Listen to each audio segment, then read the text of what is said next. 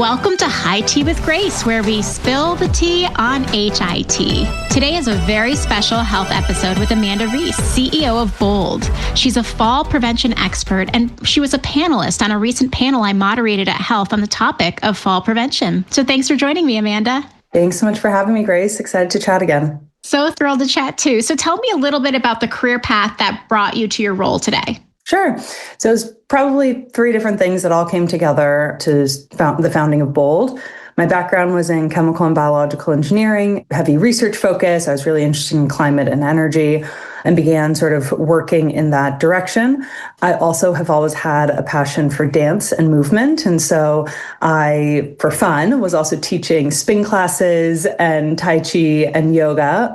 And then the third that sort of brought me to where I am today was this transition to healthcare was really actually from my lived experience as a caregiver. So it was living with my grandmother and helping her navigate through her health challenges.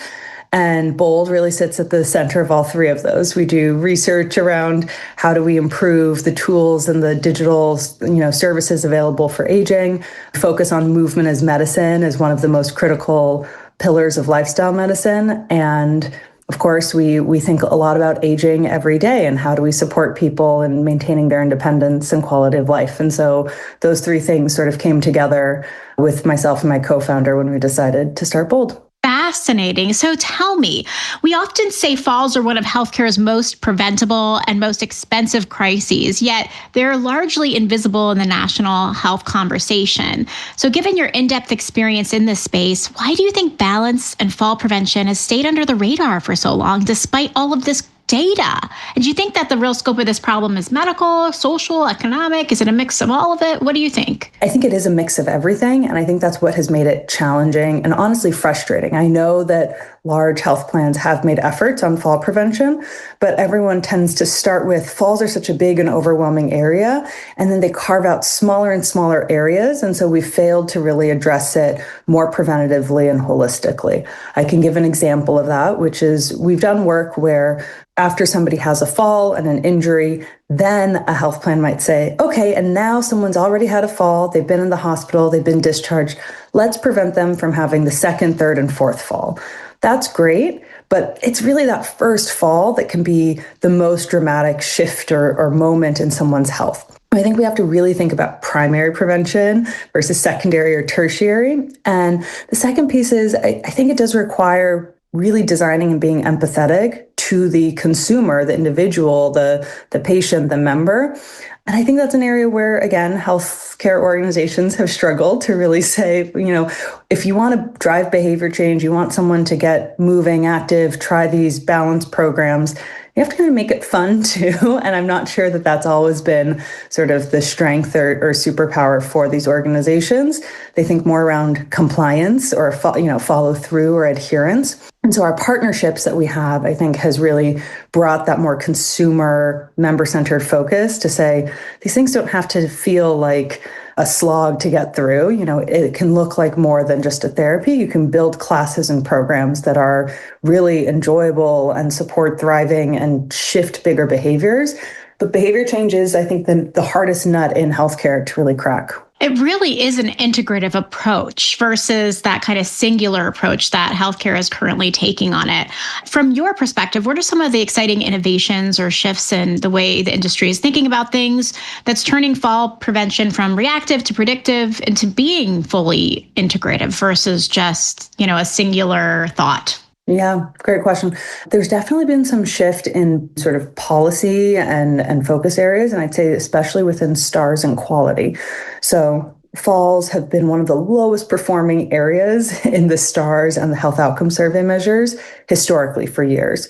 McKinsey's done reports on these. Lots of organizations have said, yeah, we've struggled, but it didn't really matter that much. We could afford to struggle and not be great at falls or bladder, physical health, or mental health. And it wouldn't really change our overall rating. We could still be a 4.5 or 5-star.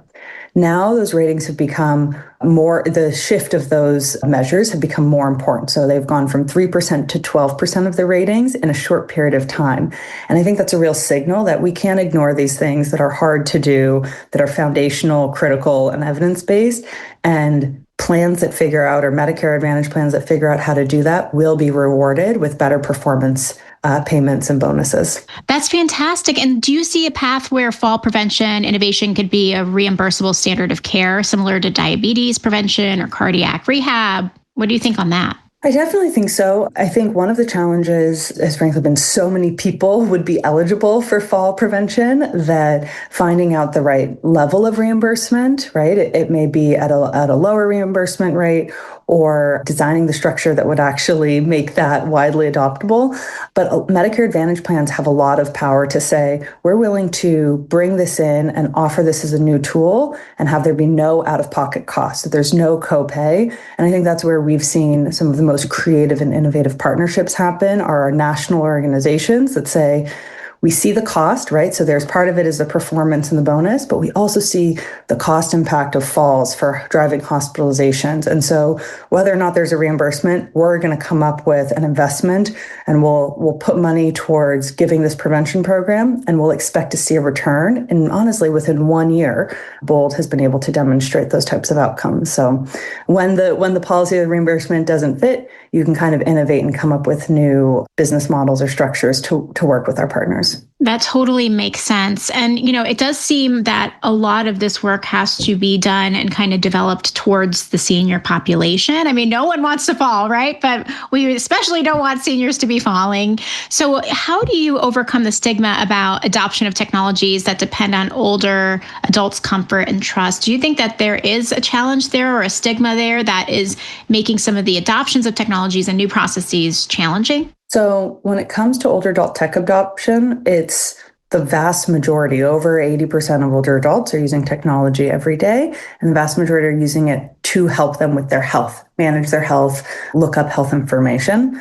I think there's more of a stigma, honestly, from maybe the payers or some of the other decision makers who are like, I'm not sure that they'll use this. And so it's really been, I would say, an eye-opening experience when we can say, great, well, let us show you what a campaign looks like, and let us show you what engagement over time can look like. Because I think that the tech connectivity is there, but if you're not offering a solution, of course, you're not going to see uptake. So it's been more around saying, let's meet people where they are today, and let's not get left behind, because otherwise they're going to find they might shift and go to a health plan that has a better digital offering. And we're hearing increasingly that's something that plans look for. That makes a ton of sense. And also, like, clinicians want to be able to offer the best to these patients and caregivers. They don't want to be left behind. They want to be innovative in the way that they're delivering care, participating in research, and more, especially in this area. How can clinicians and providers integrate these technologies, and payers who are looking to integrate technologies like this,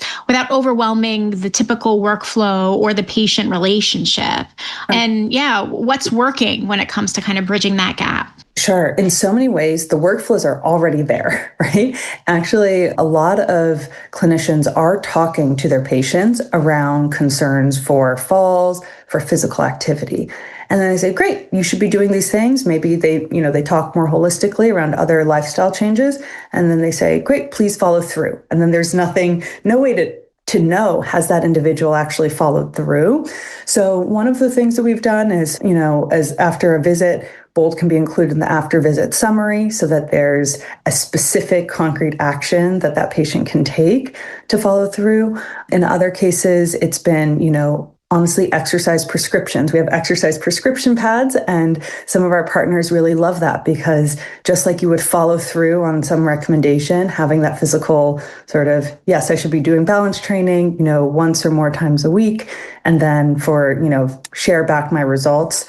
I think that providers also want to hear that what they recommend is followed through on. And so being a tech platform, we can actually help close that loop and say, look, you making this recommendation, you taking that extra moment to include it in the after visit summary, translated to this many minutes of balanced and strength training on the platform. Looking at your crystal ball for the future, knowing all of that, and knowing all that we have just talked about, what do you hope to see innovated in this space in the next 5-10 years? Do you think it's policy? Do you think it's technology? Do you think it's all the above? Like, what do you really hope to see the most innovation take place? Yeah, I think be like a default inclusion. Like every plan should think about falls as seriously as they think about diabetes and heart disease. And guess what? If you put someone into a fall prevention program and they happen to have diabetes and heart disease or other types of chronic conditions, the exercise, the balance and strength training that is gentle, that increases stability, builds proprioception, teaches things like dual tasking,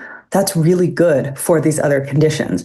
So I would hope to see, in the crystal ball, a shift from thinking about falls as a standalone point solution and instead think more holistically around how do we build strength, mobility, and functional resilience in our bodies as we age. And if we actually sort of see those links and connections, we should see improved outcomes for these other chronic conditions as well, which have historically taken up maybe more time or more budget from a plan. Love it. And I love that way of thinking of it. This is part of all of these different chronic conditions. It's not just a standalone thing. This can be a supportive care. It's not a one. Yeah, it's not a one-to-one ROI. It should be for $1 invested in driving behavior change and exercise, you should be seeing a multiplier effect for a bunch of different outcomes you're looking for. And by the way, yes, you will reduce inpatient, outpatient, skilled nursing stays.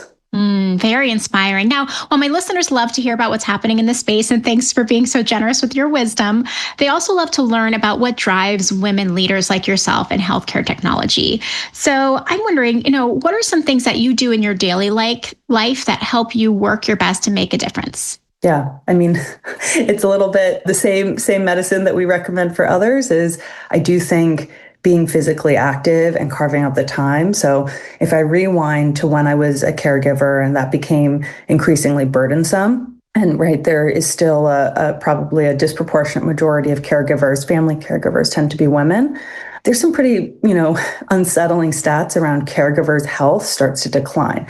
And it's because they find themselves, whether it's a child, a parent, a grandparent, a friend, starting to put those other needs before their own. That actually can deteriorate their ability to show up as a caregiver or now as a leader. And so I think that actually carving out the time to say, go for a walk, get into a yoga class, go on a hike, being outdoors and being physically active has been sort of my frontline, tried and true, probably for the rest of my life will be a core habit that I find a lot of support from. Oh, I love that. And it does make sense that if you're taking care of you, you'll be in a better place to take care of others. And as a leader, you have to be taking care of others all the time. Everybody relies on you to be well.